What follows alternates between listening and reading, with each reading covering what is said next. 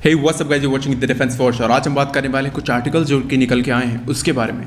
तो यहाँ पे यूनाइटेड स्टेट्स के टॉप ऑफिसर यानी कि यूएस एयरफोर्स के टॉप ऑफिसर की तरफ से ये कहना है कि हमें एक नया फाइटर जेट डेवलप करना है जो कि 4.5 जनरेशन का फाइटर जेट होना चाहिए, और वो F-16 यानी कि कोल्ड वॉर के जो विंटेज एयरक्राफ्ट हैं F-16 हो गए, इनको यहाँ पे रिप्लेस किया जाएगा उस एयरक्राफ्ट से। क्योंकि यहाँ पे जो पहले का प्लान था, यानी कि जो पहले का यूएस एयरफोर्स का प्लान था कि यहाँ पे जितने भी F-16 हैं उनको हम यहाँ पे रिप्लेस करेंगे F-35 से, और F-22 एक छोटी मात्रा में रहेंगे जो कि बहुत ही ज़्यादा स्पेशल ऑपरेशंस में काम आने वाले हैं। तो यहाँ पे chief of the staff general Charles brown junior, इनकी तरफ से यहाँ पे कुछ चीज़ें निकल के आई हैं। इन्होंने कहा है कि जो 20 साल हमने रिसर्च एंड डेवलपमेंट पे खर्च किए, उसके बाद इतने ज़्यादा पैसे लगाकर हमने करीबन 200 से ज़्यादा F-35 लगाए हैं।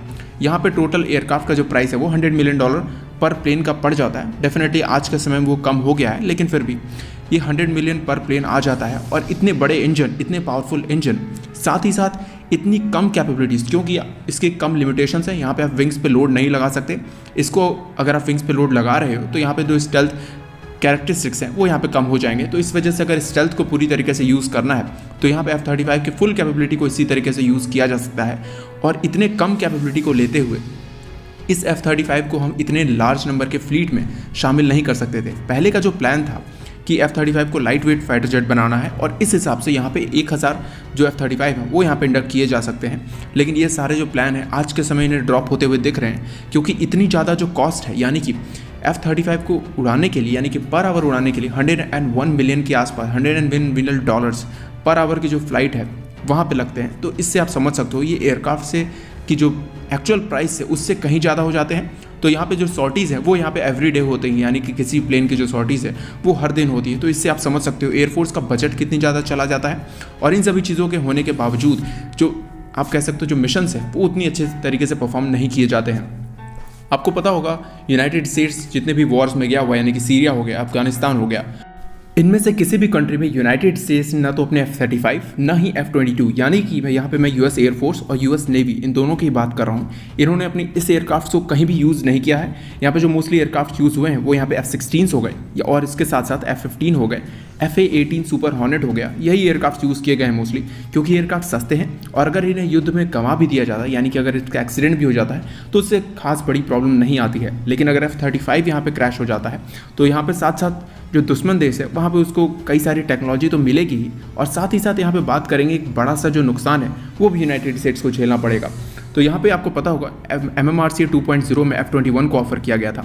तो यहाँ पे यूनाइटेड स्टेट्स की तरफ से एक और चीज़ क्लियर की गई है कि F-16 में जितने भी सेंसर अपग्रेड्स किए जाने हैं वो सारी चीज़ें करने के बाद भी F-16 को इसके अलावा अपग्रेड नहीं किया सकता। तो यहाँ पे जो F-21 हमें ऑफर किया गया है वो मैक्स टू मैक्स अपग्रेड में है। इसके बाद अगर F-21 को हम अपग्रेड नहीं कर सकते तो आप समझ सकते हो F-21 का जो पॉसिबिलिटी थी आने की वो यहाँ से पूरी तरीके से ख़त्म हो जाती है। और साथ ही साथ ये उन लोगों के लिए भी जवाब है जो इंडिया के डिफेंस इंडस्ट्री को क्रिटिसाइज़ करते हैं, और ये कहते हैं कि इंडिया के पास 5th जनरेशन की टेक्नोलॉजी तब आएगी जब वर्ल्ड में 6th जनरेशन के जो एयरक्राफ्ट हैं वो यहाँ पे शामिल होना शुरू हो जाएंगे। यहाँ पे दोनों का रोल स्पेसिफिक है, और आने वाले 20 से 30 सालों तक यहाँ पे जो 4.5 जनरेशन एयरक्राफ्ट हैं उसकी ज़रूरत बहुत ही ज़्यादा रहने वाली है। वहीं पर बात करेंगे जो यूएस नेवी के वाइस एडमिरल हैं उनकी तरफ से कुछ चीज़ें निकल के आई हैं। आपको याद होगा कि मैंने एक शॉर्ट्स अपलोड किया हुआ था जहाँ पे B-1 लैंसर के साथ साथ यहाँ पे तेजस फ्लाई कर रहे थे एरो इंडिया शो में। तो वहाँ पे उन्होंने कहा कि कैसे एक पुअर कंट्री जो कि एक थर्ड वर्ल्ड कंट्री है उसने इस तरीके के एयरक्राफ्ट को बनाया है, यानी कि इस तरीके की जो हाई एंड टेक्नोलॉजी वाला एयरक्राफ्ट बनाया है जिसमें बहुत सारे नए सेंसर्स, नए avionics, onboard situation awareness displace, साथ ही साथ यहाँ पे fly by wire control systems, ये सारी चीज़ें लगाई गई हैं।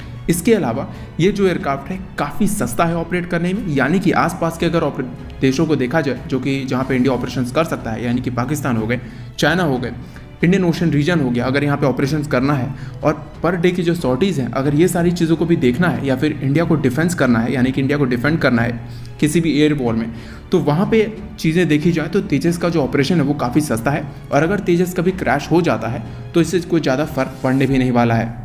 उसी के आगे इन्होंने बात करते हुए ये भी कहा है कि इस एयरक्राफ्ट में GF414 IN-6 जो इंजन लगे हुए हैं ये इस एयरक्राफ्ट की जो परफॉर्मेंस है उसको कहीं ज़्यादा बढ़ा देते हैं। यानी कि आपको पता होगा तेजस की जो थ्रस्ट की आवश्यकता है वो 85 के आसपास पूरी की जा सकती थी, लेकिन ये जो इंजन है ये उसे 5 to 6 किलो न्यूटन ज़्यादा थ्रस्ट देता है, जिससे कि तेजस की परफॉर्मेंस ज़्यादा बढ़ जाती है। साथ ही साथ जो सिस्टम्स हैं, ऑनबोर्ड सिस्टम्स है, जो रेडार है, उसको जो भी यहाँ जो परफॉर्मेंस है वो काफ़ी ज़्यादा मिल जाती है, जिससे कि आने वाले समय में जो AC रेडार लगने वाला है उसको एक पूरी तरीके से जो पावर की आवश्यकता है वो यहाँ पे मिलती रहेगी।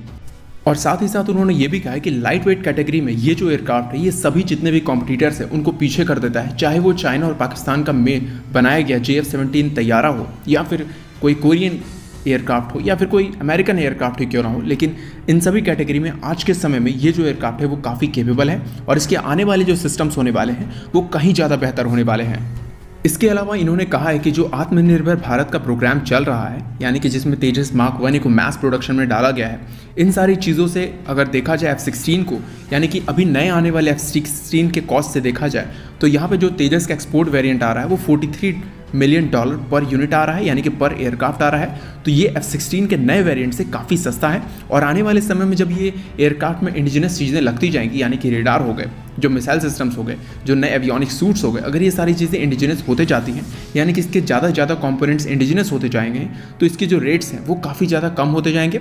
और अगर इसको एक्सपोर्ट करना हो तो इंडिया के पास बहुत ज़्यादा कस्टमर्स हैं जिनको एक्सपोर्ट कर सकते हैं। यहाँ पर ज़रूरत है इंडिया को सिर्फ और सिर्फ प्रोडक्शन क्वालिटी और प्रोडक्शन लाइन बढ़ाने के लिए। और इस चीज़ का जो कंक्लूजन है वो आपको पता चल रहा हो कि हम जो तेजस मार्क 2 हो गए, तेजस मार्क 1 हो गया, टेटवेफ हो गया, इन सभी पे काम कर रहे हैं। तो ये किस तरीके के एयरक्राफ्ट होने वाले हैं और 2060 तक जो डेली रिक्वायरमेंट्स होंगी और जो छोटे मिशन होंगे या फिर वॉर हो गया, इन सब में किस तरीके से काम आने वाले हैं। यहाँ पे जो एमका होगा वो सिर्फ स्पेशल मिशन के लिए काम आएगा। आपको क्या लगता है इन सारी चीज़ों के बारे में? आज के वीडियो के लिए इतना ही। जय हिंद।